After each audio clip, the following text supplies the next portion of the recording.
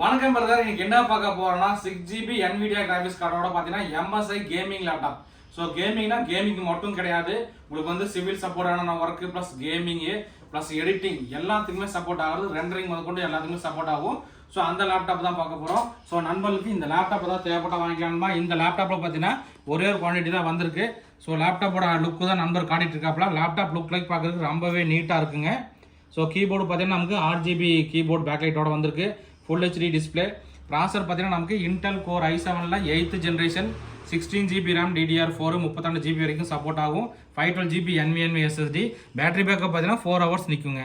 So லேப்டாப்போட model பார்த்தீங்கன்னா MSI GS65 மாடலுங்க.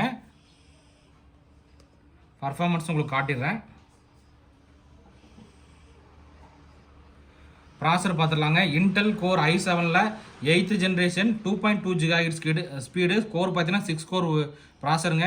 ரேம் பார்த்தீங்கன்னா 16 GB RAM DDR4 512 GB NVMe SSD. Intel shared graphics card பார்த்தீங்கன்னா 8 GB வந்துடும். முக்கியமாக NVIDIA GeForce GTXல பார்த்தீங்கன்னா 1060 பார்த்தீங்கன்னா டெடிகேட்டட் கிராபிக்ஸ் கார்டு 6 GB வருது நண்பா.